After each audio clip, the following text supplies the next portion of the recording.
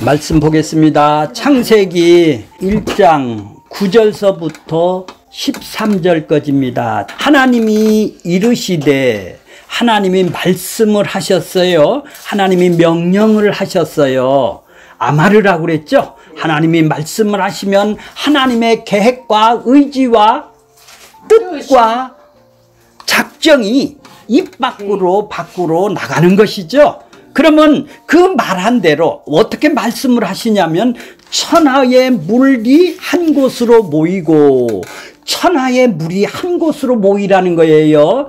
지금 둘째 날은 물이 가득, 첫째 날은 물이 가득 찬 그 위에 흑암이 있었는데 첫째 날은 빛이 있으라 하셨고, 둘째 날은 물이 가득 찬 빛까지 있는 그곳에 궁창을 만들으셔서 물 위에 물 아래 물로 서로 갈라놨죠. 그러니까 지금 밑에는 전부 다 땅은 하나도 없고 물만 있는 곳이에요.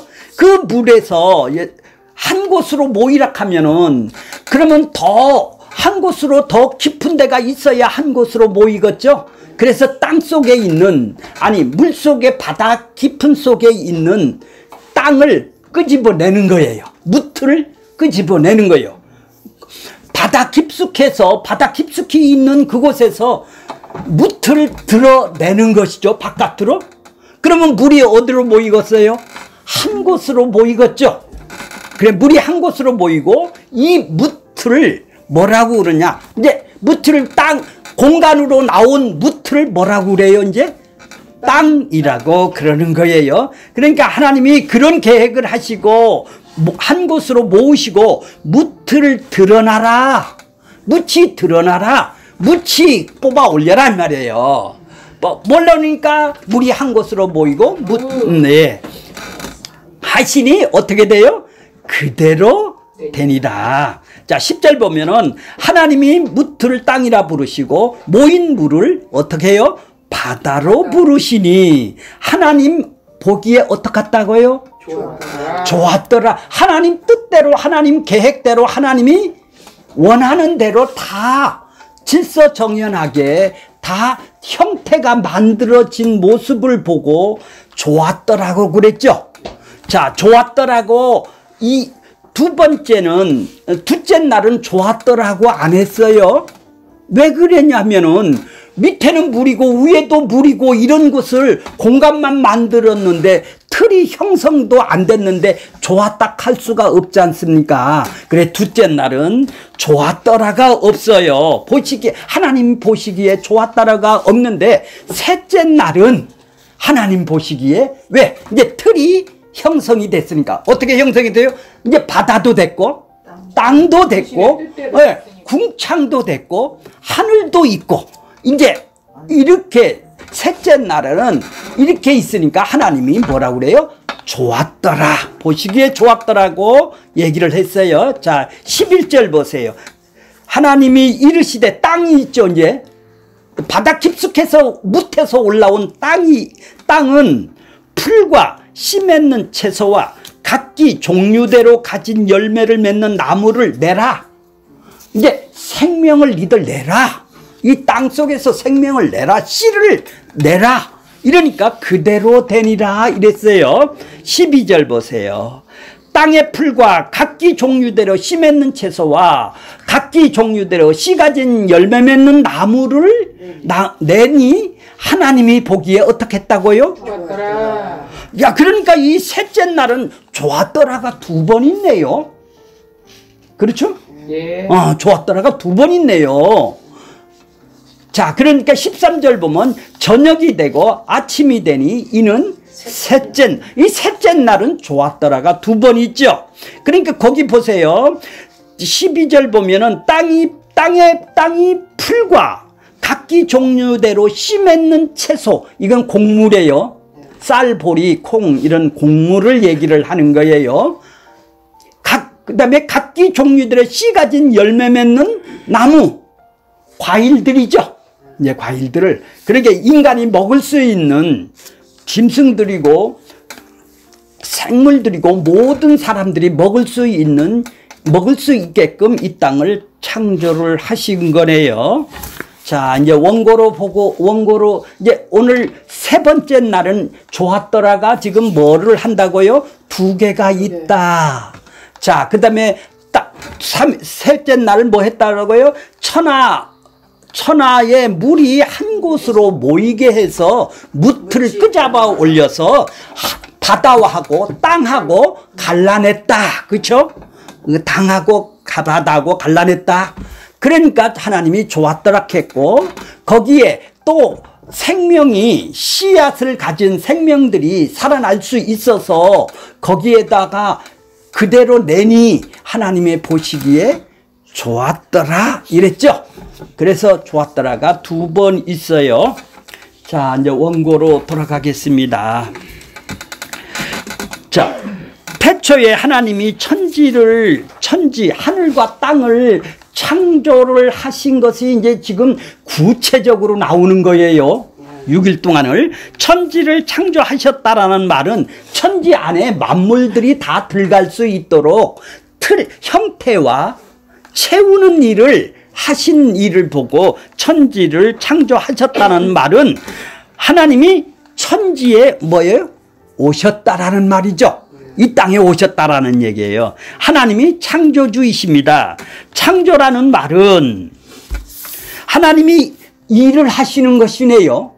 하나님이 말씀이 이르시되 하는 것은 하나님이 일을 하시는 거예요. 하나님이 하시는 일은 모두 어디에 속한 거예요? 예, 없는 데서 형체가 있는 존재로 눈에 보일 수 있는 가시적인 존재가 형태화가 지금 일어나고 있기 때문에 창조에 속하는 일이죠. 그러니까 이제 여기서부터 이제 시간이 시작되는 거예요. 역사가 시작되는 거예요. 물질이 있음으로 인해서. 하나님은 역사 속에서 하시는 일이 무엇입니까? 그것은 창세전 언약에 잘 나와 있습니다. 자기 백성들을 죄에서 구원하는 일입니다. 성경을 열면 1000마디가 태초에 하나님이 천지를 창조하셨다고 합니다. 하나님이 역사 속에서 펼치는 일이 자기 백성들을 구원하는 일이죠. 이 말은 창조와 구원은 같다라는 말이에요. 창조나 구원은 동일한 말이란 얘기죠. 영적으로 보면은 창조와 구원은 동의어인 거예요. 우리 죽었던, 허물과 죄로 죽었던 우리를 살리는 것은 생명을 주는 것이니까 창조에 속하는 것이죠. 아, 거기 나왔네요. 허물과 죄로 죽은 우리를 살리는 것. 에베소서 2장 1절에 있는 것이죠. 있는 것. 생명이 있게 하는 것이 바로 창조가 되는 것이죠. 그러므로 하나님 창세기의 창조 이야기 속에는 뭐가 있는 거예요? 구원의 이야기가 있는 거죠. 창조의 이야기가 있는 거예요. 창조의 이야기가 지금 담겨 있는 거예요. 요한복음 5장 39절에 보면은 이 성경은, 이 구약, 창세기서부터 말라기까지 이 구약은 내게 대해서 어떻게 한다고요? 내게 대해서 기록해 있다, 증언하였다. 그래, 창세기서부터 지금 다 예수에 대해서 증언을 하고 기록을 하고 있는 것이네요.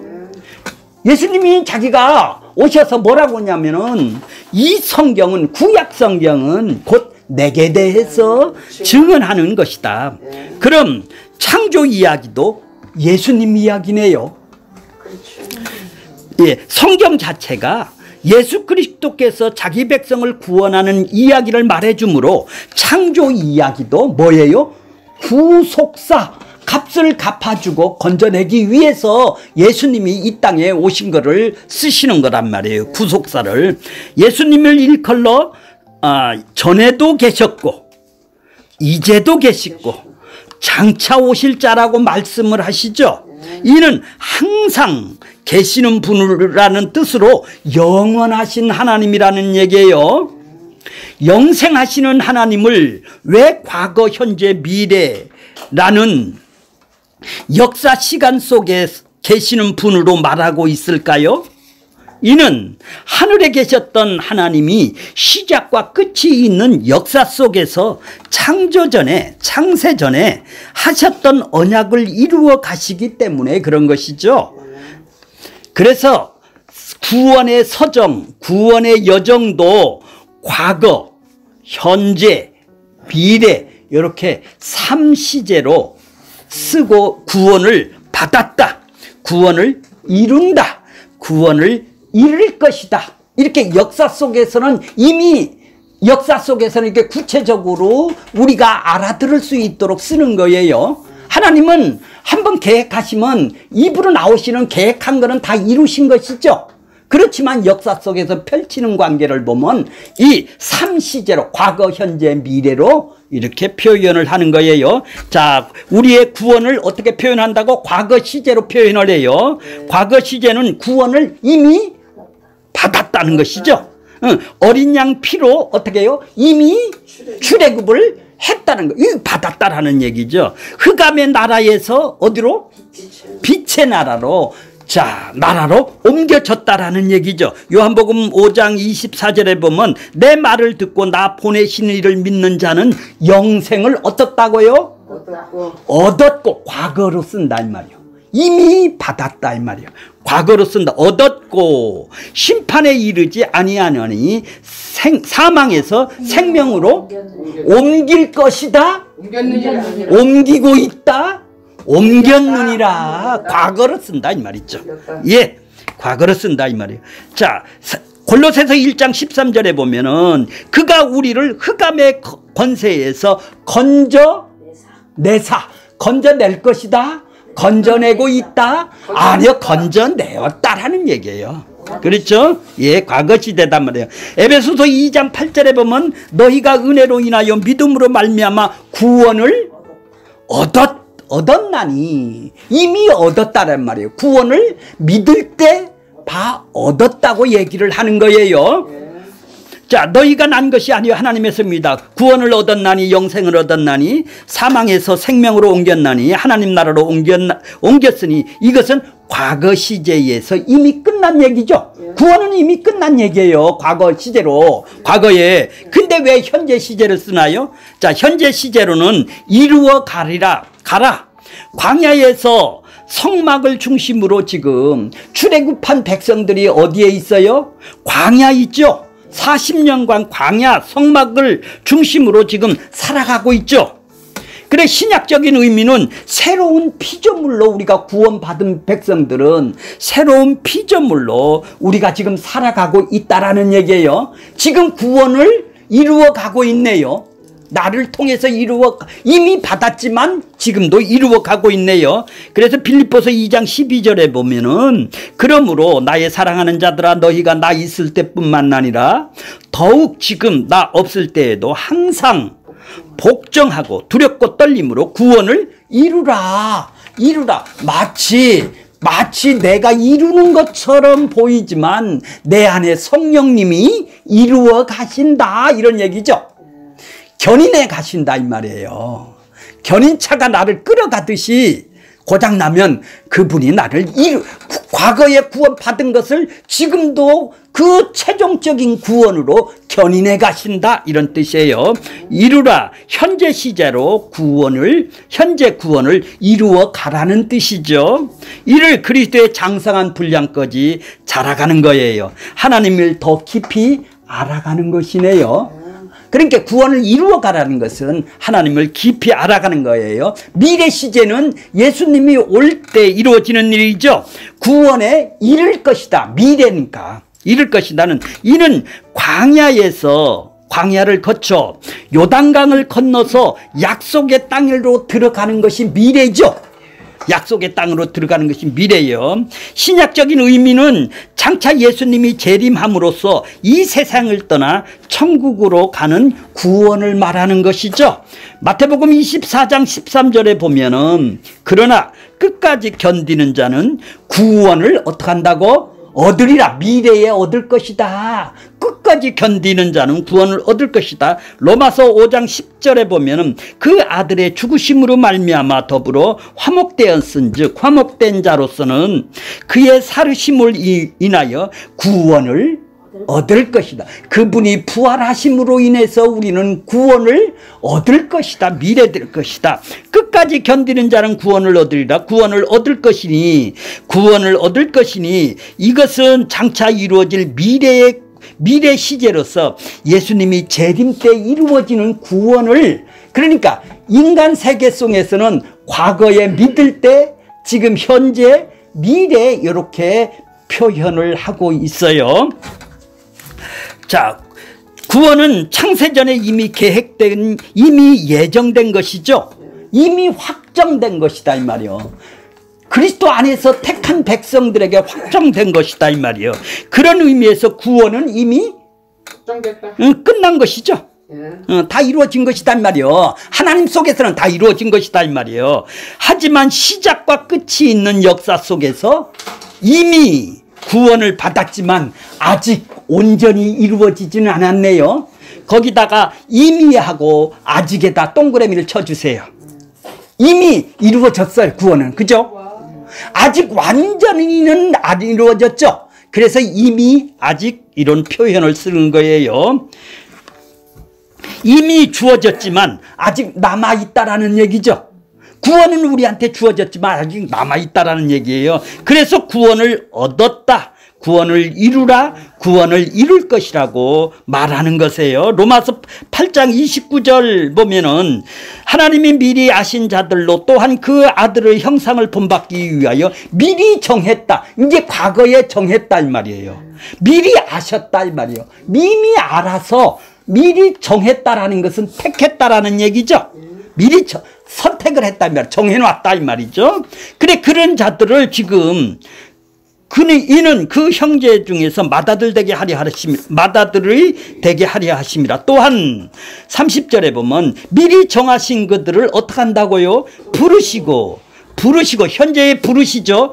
부르신 자들을 지금 어떻게 해요? 의롭다 하신다 이 말이에요. 대속과 의롭다함을 주셔서 지금 구원을 주신다 이 말이에요. 의롭다 하신 그들을 어떻게 한다고? 영화롭게. 영화로운 것은 뭐죠? 영화로운 것. 하늘나라에서 영원히 사는 거는 미래 되어질 일이죠. 아직 안 됐죠. 그러니까 재림 때 되어지는데 영광스럽게 변화가 된다라는 얘기죠. 그러니까 이미 구원은 받았지만 아직은 온전하게 다 받은 건 아니네요. 아직 남아있네요. 최종적인 구원은 남아있네요. 그래서 이미 받았고 아직은 남아있다고 얘기를 하는 거예요. 요거 이해가 가셨어요? 자, 이미는 받고, 예, 아직은 남아있단 말이에요. 최종은 남아있다 이 말이죠. 미리 정하신 자들을 부르신 것은 단회적인 사건이죠. 이 부르신 사건은 단회적으로 과거에 일어난 것이죠. 부르신 자는 의롭다 하신 것은 현재 일어나는 것이죠.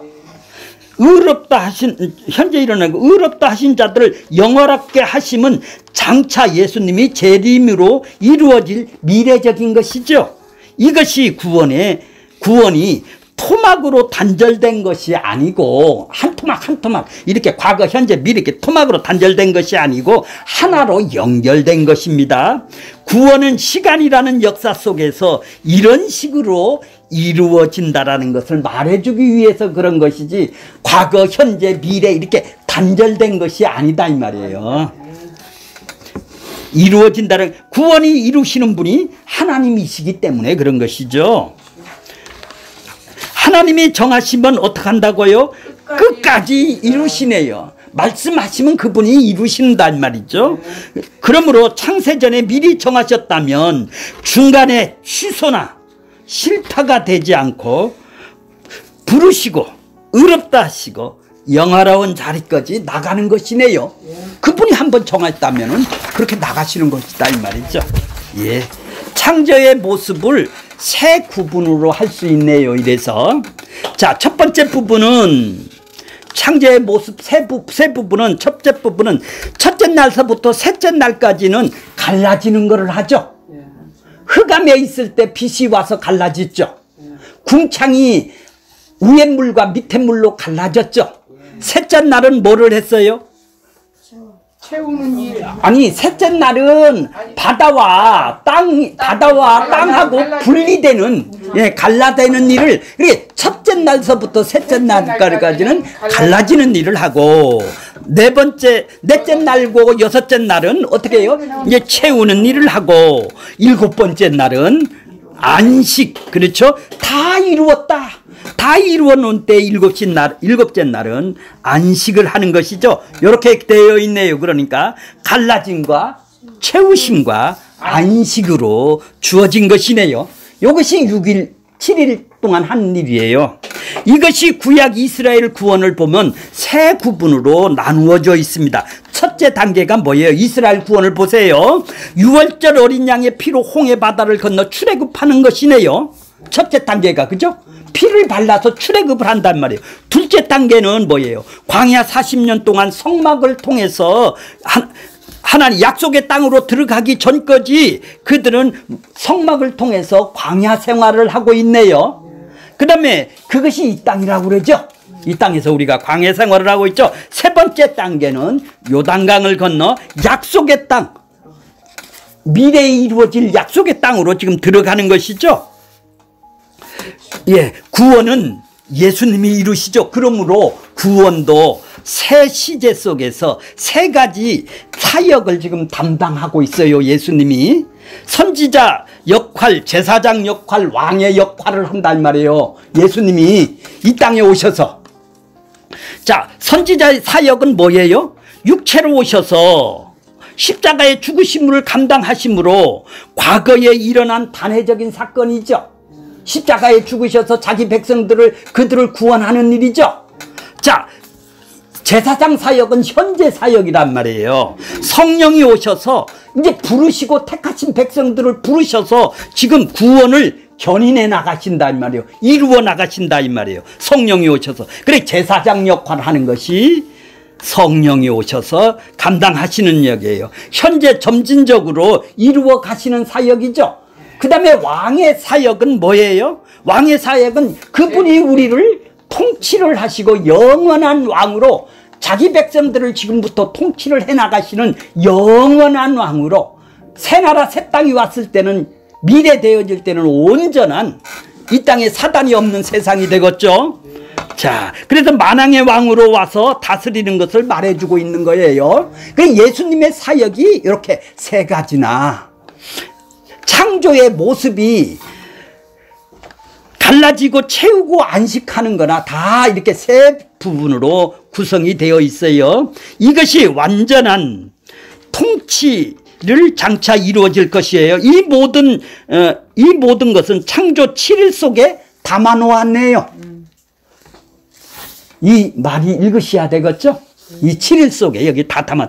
첫째서부터 셋째 날까지는 선지자 사역을 했고, 넷째 날서부터 여섯째 날까지는 제사장 사역을 했고, 일곱째 날은 왕의 사역으로 통치하는, 안식하는 날인단 말이에요. 자, 창조 7일을 예수님께서 역사 속에서 하시는 일을 보여주고 있는 거예요. 첫째 날은 뭐예요? 자, 창조 사역은 첫째 날 뭐 하셨어요? 빛이 있으라 하셨죠? 요거는 조금 제가 설명을 더 드릴게요. 빛이 있으라 하셨죠? 그래, 빛으로 오신 예수님을 지금 지칭을 하는 거네요. 첫째 날 흑암이 있는 세상이었었죠? 자, 창조는 죽은 자에게 생명을 주는 것을 말하는 것이죠. 그래서 처음 창조는 세상의 죽음의 모습으로 있었던 것이에요. 죽은 세상의 생명을 살리는 일을 하시는 것이죠. 이 세상은 죄와 사망의 권세 속에 들어 있어요. 이 땅은 혼돈하고 공허하며 흑암의 깊음 중에 있는 것으로 말해주고 있죠. 죄와 사망 속에, 물 속에 다 있다 이 말이죠. 그 자기 백성들이 죄와 사망 가운데서 거두어내기 위해서, 건져내기 위해서, 뽑아내기 위해서, 갈라내기 위해서 빛으로 예수님이 이 땅에 오신 거예요. 생명으로. 하나님은 그 아들 예수라는 이름으로 이 세상을 보내신 거예요. 자기 백성을 저희의 죄에서 건져내기 위함이죠. 빛으로 오심으로 창조가 창조의 역사가 지금 시작이 되는 거예요.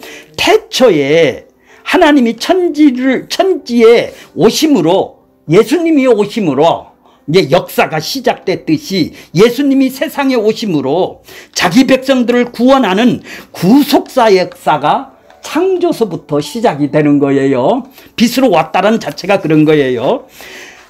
예수님이 오신 것을 일컬어 흑암의 속에 있는 자들에게 빛을 비추었다고 그래서 신약에서 얘기를 하는 것이죠. 이 빛은 흑암 속에 있는 자기 백성들을 찾아가셔서 불러내는 역할을 하는 것이죠. 자, 이제 둘째 날은 뭐 했어요? 거기 보세요. 둘째 날. 예, 십자가에 죽으시는 것은 바로 궁창으로 아랫물과 윗물을 구분하는 일을 하셨다라는 말씀이죠. 십자가는 이들을 제사함을 주기 위해서 십자가에서 죽는 것을 보고 라기야라고 그랬죠. 궁창을 두들겨 핀다 이 말이죠. 철판을 피하듯이 빳빳하게 피는 것이죠. 그래서 물속에다 집어넣어서 물 위에 물 아래 물로 나눈다 이 말이죠. 이게 바로 두들겨 패는 것이 바로 십자가다 이 말이죠. 예수님이 십자가에서 죽음으로 천국 백성과 지옥 백성으로 지금 갈라내는 일을 하시는 것이죠. 이를 십자가상에서 두 강도를 통하여 한 강도에게는 뭐를 줘요? 구원을 주고 한 강도에게는 심판, 멸망을 주는 것으로 나와요. 예수님 가운데 두시고 영생과 영벌이 심판이 일어나네요. 예수님을 통해서 심판과 지금 영생이 일어난단 말이에요. 하나는 데려감을 당하고 하나는 땅에서 버림을 당하는 것이죠. 자, 셋째 날은 뭐 했나요? 이제 오늘 셋째 날 배우는 거예요. 셋째 날은 예수님이 십자가에 죽으시고 지금 무덤에 들어가신 날이죠. 3일 만에 지금 부활하셨다 이 말이에요. 예수님이 지금 무덤 속에 있는 성도들을 지금 끄잡아낸다 이 말이에요. 건져낸다 이 말이에요. 이 셋째 날을 바로 예수님이 무덤 속에서 끄집어내는 일을 하시는 거예요. 자, 이제 9절 10절 보세요. 거기 이제 셋째 날 이제 구체적으로 배우게 될 것입니다. 하나님이 가라사대 천하의 물을 한 곳으로 모이고 물을 드러내라 하심에 그대로 되니이다. 10절 보면 물을 땅이라 칭하시고 모인 물을 바다라 칭하시니 하나님 보시기에 좋았더라. 온 천하가 물이 잠겨 있어요. 지금 하나님이 물속에서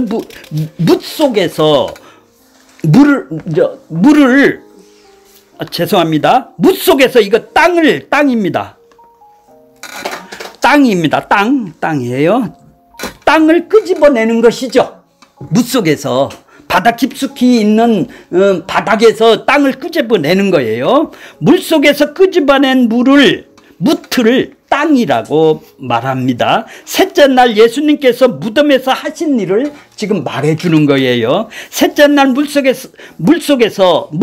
물속에서 땅을 끄집어낸 일을 영적인 의미에서는 예수님이 무덤에서 무엇을 하셨는지를 지금 보여주는 말씀이에요. 마태복음 27장 30절에 보면 예수님께서 다시 크게 소리를 지르며 지금 십자가에서 영혼이 떠나가셨어요. 그 다음에 이에 십자가에서 예수님이 운명을 하셨으니 이에 성소 휘장이 위로부터 아래로 찢겨져 둘로 되고 땅이 진동하며 바위가 터져서 어떻게 해요?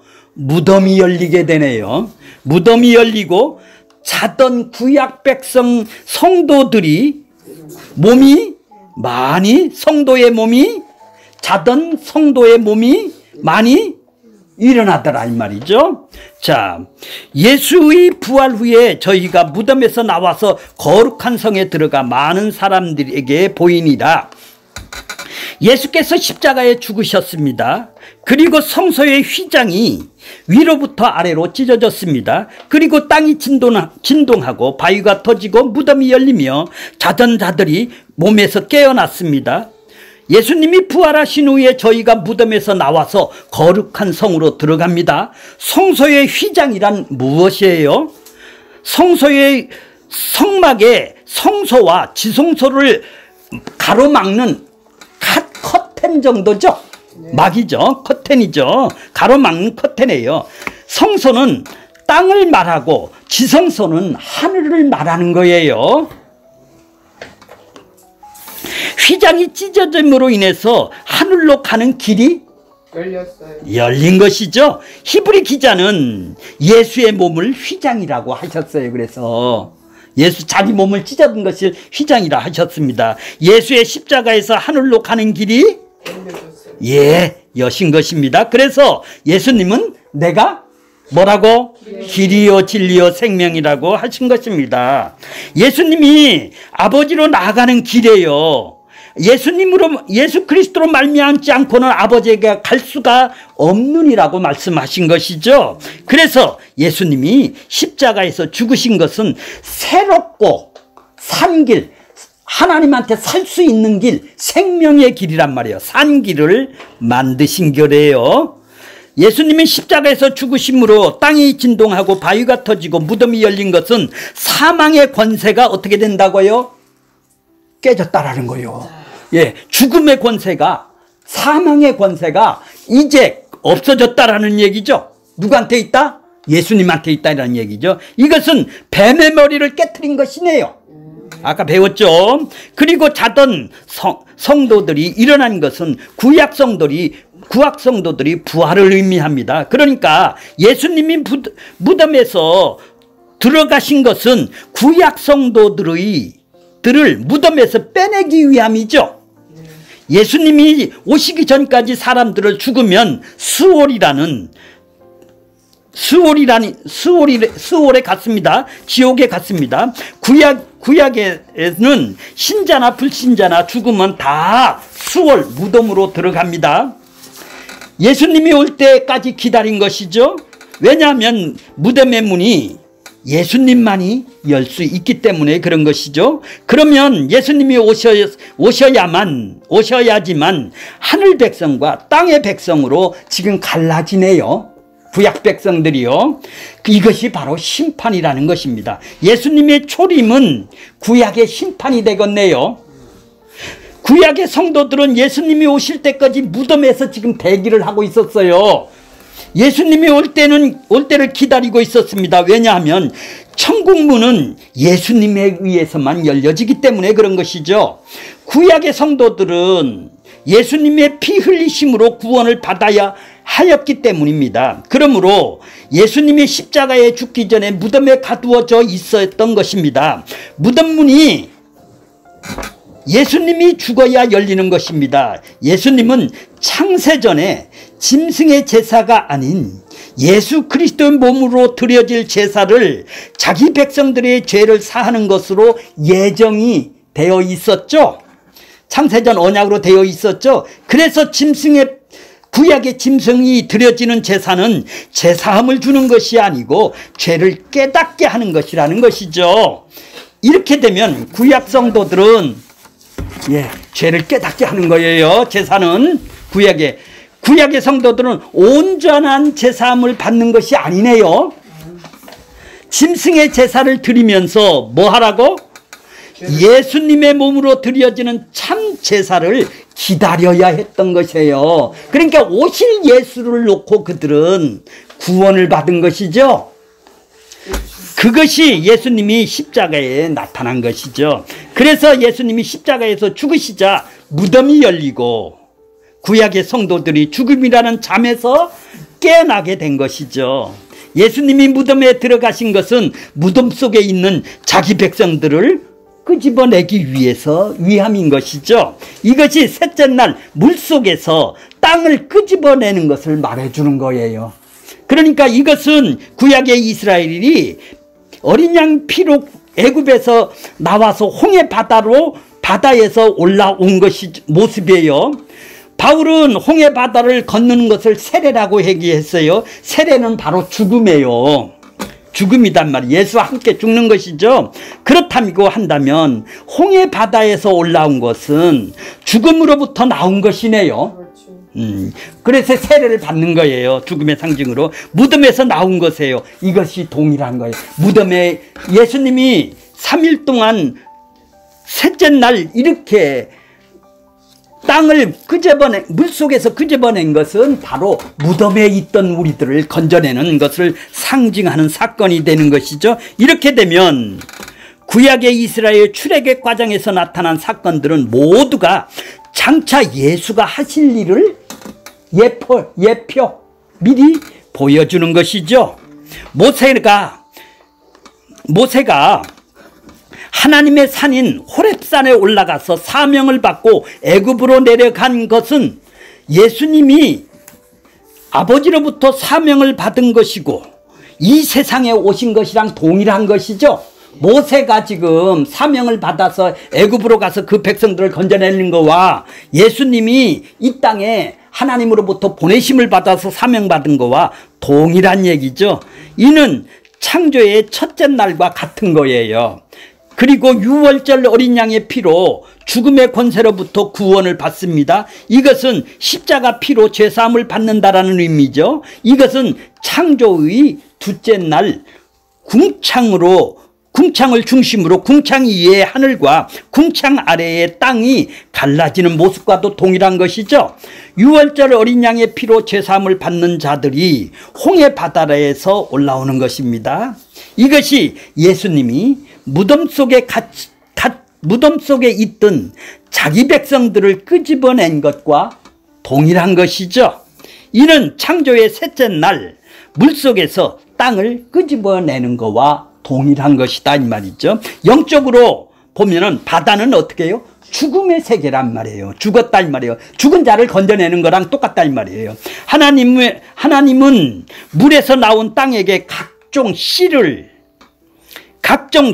맺는 채소와 씨 가진 열매를 맺는 과목을 내라고 지금 이르시되 아마르 말씀을 하셨어요. 셋째 날 하나님이 물이 한 곳으로 모인 곳을 바다라 칭하고 묻은 땅이라고 나누십니다. 원래는 지구는 셋째 날 전에는 온통 궁창 아래 물로 가득 찼겠죠.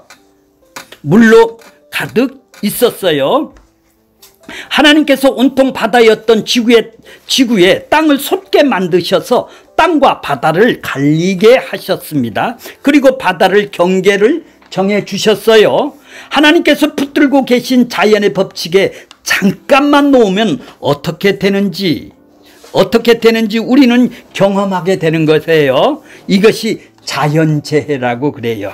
하나님은 셋째 날에 생물이 생존할 수 있는 터전을 마련했어요. 엄밀히 말해 하나님은 최종 목적을 이루실 때까지 동식물을 비롯한 하나님의 최고의 피조물인 인간이 생존할 수 있는 지금 틀을 셋째 날까지 완벽하게 온전하게 다 만들어 놓으셨어요. 그래서 하늘이 있고 땅이 있고 바다가 있고 대기를 창조하시고 하나님 인간에게 먹거리 씨 맺는 채소와 과실을 맺는 까지 셋째 날 다 만드신 것입니다.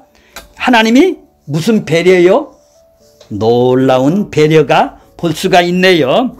셋째 날 나누어진 땅과 바다는 그냥 아무렇게나 나누어진 것이 아니에요. 바다는 전체의 71%를 차지합니다. 그래서 바다와 땅의 비율은 태초부터 지금까지 정확하게 7대3으로 유지를 해요. 만일 바다의 비율이 조금이라도 줄어들거나 늘어나면 땅은 온갖 과실과 열매를 맺을 수 없게 되는 거예요.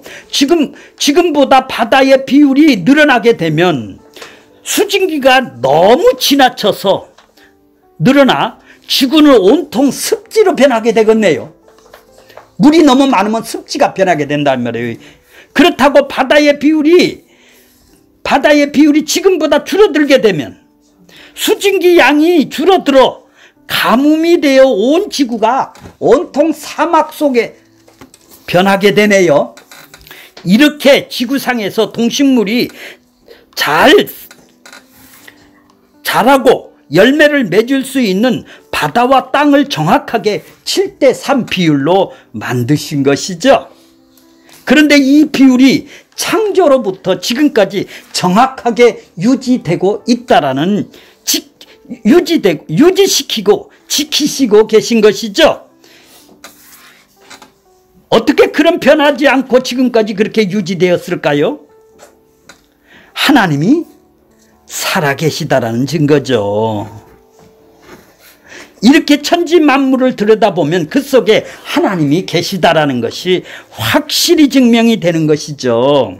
만일 하나님께서 그 비유를 조금이라도 건드셔도 지구는 곧 어떻게 되죠? 멸망해요. 멸망해요. 그런데 벌써 그 비율이 지금 깨지고 있어요. 말세의 징조를 나타나기 시작했다고요. 지구온난화 현상이 북극의 빙하가 녹으면서 바다가 차지하는 지표면이 비율이 점점 늘어가고 있어요. 지구가 태양의 빛을 받아서 10%를 저장하고 90%를 적외선을 방출을 해납니다. 그런데 탄산가스층이 지구를 덮으면서 적외선이 대기권 안에 자꾸 갇혀버리는 현상이 지금 온난화예요. 이건 과학자들한테, 학생들한테 물어보세요. 그 결과 빙하가 녹지 않고 바다 지표면이 점유 비율이 높아지면서 세계 각곳이 홍수가 나고 어떤 지역에는 극심한 가뭄이 일어나는 거예요. 지금 이 비율이 조금 깨지니까 이 모든 것은 인간이 쌓고 있는 문명의 바벨탑이 낳는 열매인 것이죠. 인간들의 탐욕, 죄는 이렇게 하나님의 창조를 파괴하고 있는 것입니다. 얼마 안 있으면 이 지구가 엄청난 재앙을 몰고 갈 것입니다. 사람들은 절대 자기 생전에는 이러한 일이 일어나지 않을 것이라고 확실히 믿고 있죠. 굳게 믿고 있죠. 어찌되었든 하나님은 태초에 우리 인간에게 생존하기에 가장 적당한 양의 물과 바다를 주셨네요. 그것만은 분명하시죠? 지금까지 사는 걸 보면은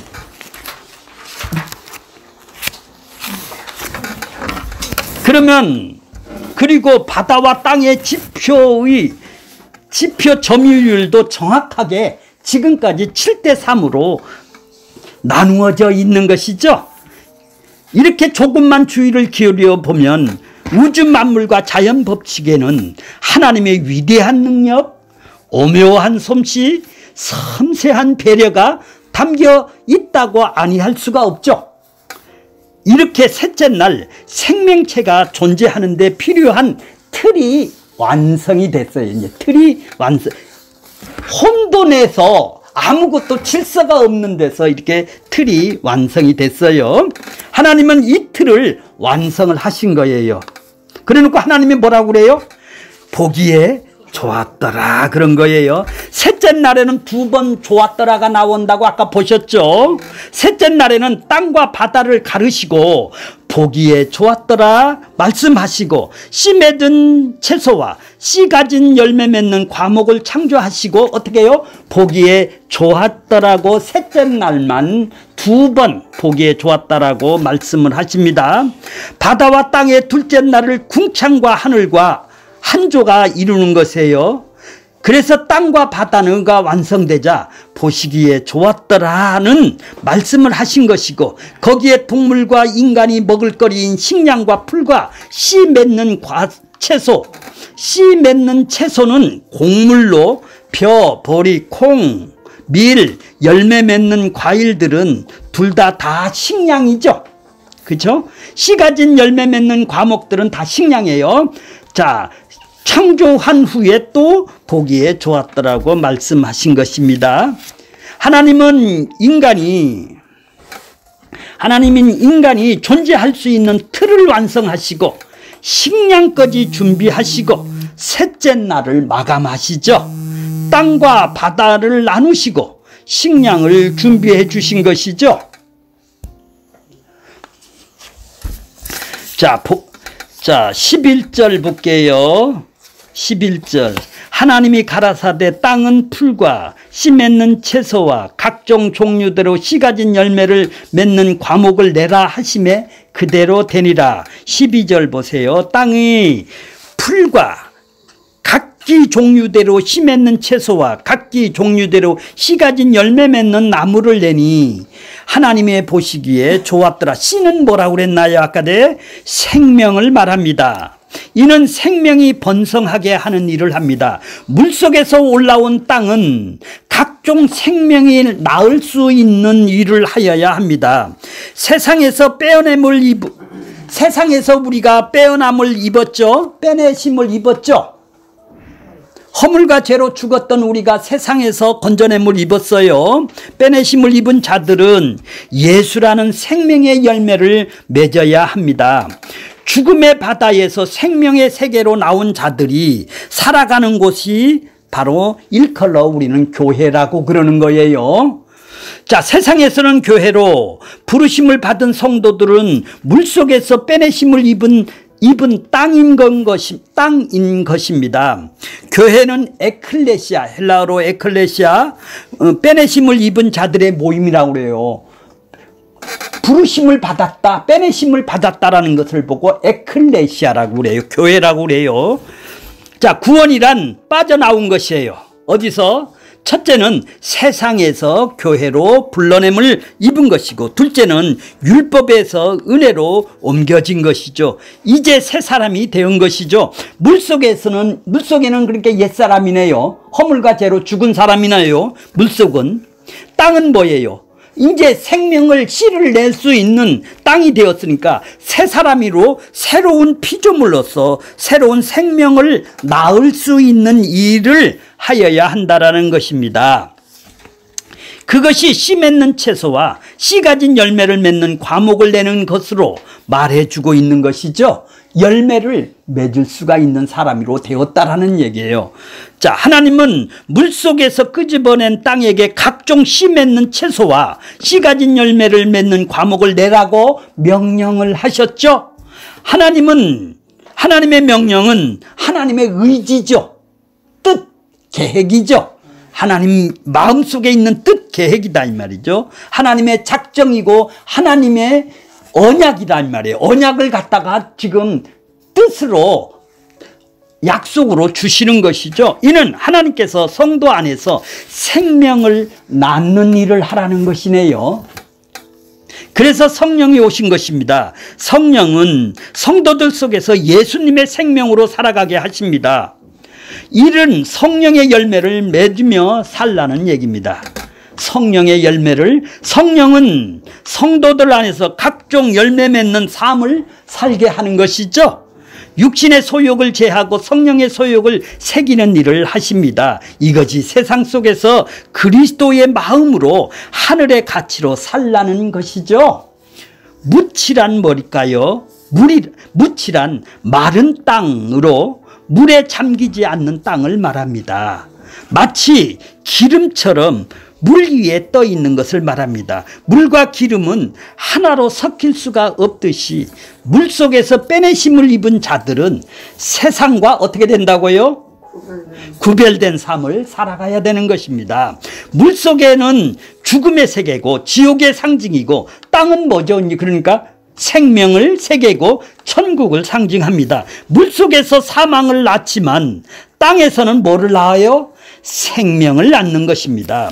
우리는 물속에 있었을 때는 사망의 일을 하였어요. 이제 세상에 속하여서 세상 가치로 살아갔습니다.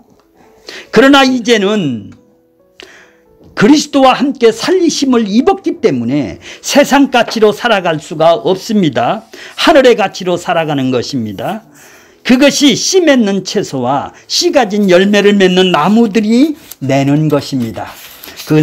자, 셋째 날 성도들은 무덤에서 끄집어내는 일이 모습인 것입니다. 구원이란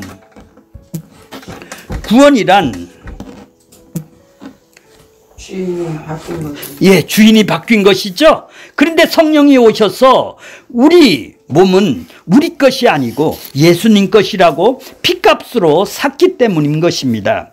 왜 우리의 몸을 샀습니까? 우리의 몸은 창세전에 언약을 이루기 위한 몸이기 때문에 그런 것입니다.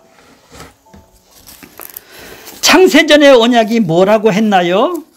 그의 은혜와 영광을, 하나님의 백성이 되어 그의 은혜와 영광을 찬미하는 것이라고 하셨습니다. 생명의 성령의 법 아래에 있는 성도들은 그 은혜의 영광을 찬미를 하고 감사를 하게 되는 것이죠. 성령께서 장차 천국에서 하야 하는 일을 이 땅에서 맛보기로 하나님 나라를 맛을 보게 해 주시는 것이죠. 그래서 기쁨으로 감사함으로 그리스도의 몸된 교회를 섬기는 것으로 나타나는 것입니다. 생명의 성령의 법으로 사는 성도들은 심령이 하나님의 나라를 누리고 지금 살아가는 것이죠. 자, 하나님 나라는 먹고 마시는 물질적인 가치로 살아가는 것이 아니라 뭘로 사는 것이에요? 예수님의 의와 평강과 기쁨으로 영적인 가치로 살아가는 것이 이곳 하나님의 나라입니다. 장차 하나님 나라에 가서 그 은혜의 영광을 세세토록 찬미하는 일들을 이 세상의 교회 안에서 미리 맛보기를 행하는 것입니다. 결론적으로 신앙은 성령 안에서 의와 평강과 희락을 누리면서 하나님 나라로 이 땅에서 지금 구원받은 자들이 살아가는 것입니다. 그래서 성도에게는 천국이 침노해 왔다고 하는 것이죠. 침투해 들어왔단 말이에요. 나에게 지금 천국이 침투해 들어왔어요. 하나님 나라가 내 안에 들어와 있다라는 얘기죠. 예수님이 하나님 나라를 자기 백성 속으로 몰고 오신 것입니다. 성도 안에서 하나님 나라가 이루어 가시는 것입니다. 이것이 물속에서 끄집어냄을 입은 땅의 모습이죠. 생산을 하는 땅의 모습이다 이 말이에요. 물속에서 바닷속에서 지금 끄집어냈단 말이에요. 땅을 물속에서 끄집어내었음을 입었습니까 우리가? 그럼 예수 그리스도의 생명의 열매를 맺으면서 살아가는 것이 땅이 맺어야 하는 하늘나라의 생명이 산물들인 것이죠. 하늘나라의 생명은 생명의 산물들을 풍성하게 맺으면서 이 땅에 하나님 나라를 맛을 보며 살아가는 비유를 지금 셋째 날 맞이하게 되는 것입니다. 우리 모두가 이런 어둠에서 건져내서 땅이 되어서 생명을 낼 수 있는 우리들이 다 되기를 원합니다.